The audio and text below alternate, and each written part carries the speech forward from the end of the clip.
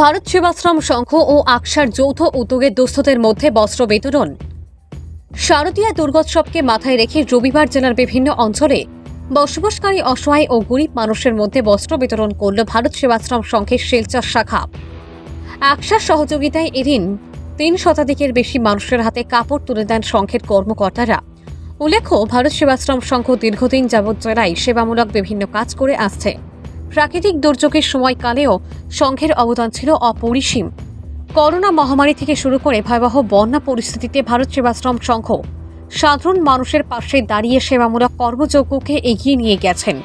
এছাড়াও বিভিন্ন সময়কে স্বাস্থ্য পরীক্ষা শিবির, শিক্ষার বিকাশ সহ অন্যান্য বিভিন্ন বিষয়ে সংঘ কাজ করে আসছে। আসন্ন দুর্গাপূজা উপলক্ষে জেলার বিভিন্ন স্থানে বসবাসকারী মানুষের মধ্যে বস্ত্র বিতরণ করায় সংঘকে সাধুবাদ জানিয়েছেন অনেকেই।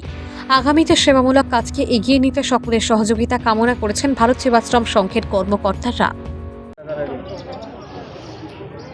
ভারত সেবাশ্রম সংঘ ও আকসা অর্থাৎ সারাকাছার করিমগঞ্জ হাইলাকান্দি ছাত্র সংস্থার যৌথ প্রচেষ্টায় আজ ভারত সেবাশ্রম সংঘ মালিনীবিল শিলচর আমরা যৌথ প্রচেষ্টায় শারদীয় পূজার প্রাককালে আমরা বস্ত্র বিতরণের সিদ্ধান্ত নিয়েছি।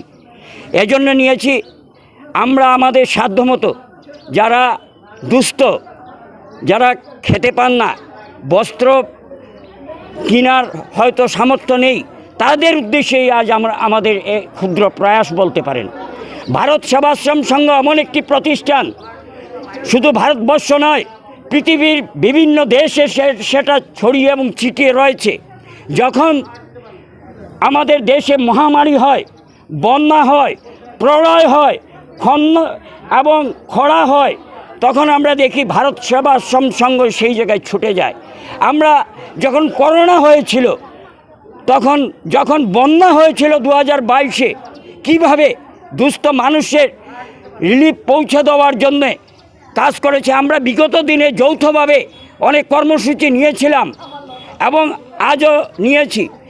ব্যবসা নাই, চাকরি নাই, সুতরাং মানুষের দাঁড়িয়ে ঘুরে ঘুরে ঘুরিয়ে যে টাকাটা পান, পয়সাটা পান, বা কাপড় বলেন, কাউকে বলেন কাপড় দাও, এই কাপড়গুলি নিয়ে আসেন এবং এইগুলি যাতে আমাদের মা বোনেরা পূজার সময় ভগবানের আশীর্বাদ, ভগবানের প্রসাদ হিসাবে গ্রহণ করতে পারে। পরিয়ে সেরে এটা যে খুব ভালো কাপড় তা না, কিন্তু এটা পরার মতো কাপড়ই দেওয়া হইতেছে, যাতে আপনারা পরিয়া পূজার দিনগুলি একটু আনন্দ উপভোগ করতে পারেন, এবং এটা ভগবানের প্রসাদ, এটা মনে রাখবেন।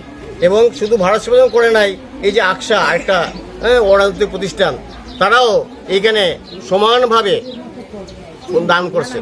এই যে কাপড় দেওয়া হয়েছে, এটা আকসা বলে একটা প্রতিষ্ঠান আছে, যারা এখানে এই কাপড়ের প্রায় অর্ধেক কাপড় তারাই দিছে।